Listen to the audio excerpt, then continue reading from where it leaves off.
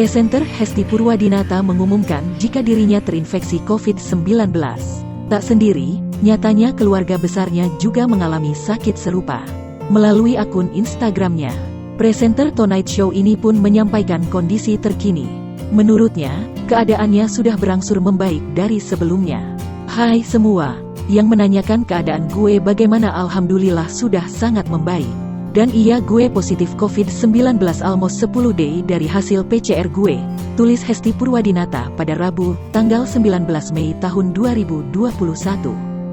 Gejala yang dialami membuat Hesti Purwadinata harus mendapat penanganan di salah satu rumah sakit. Kebetulan saya berpisah isomannya dengan keluarga karena harus dirawat intensif di RS, ucap ibu dua anak ini.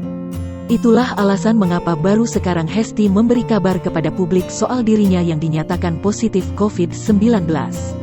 Memang dari kemarin belum mau saring karena masih drop dan keadaan tak memungkinkan, daripada salah ngomong kata dia.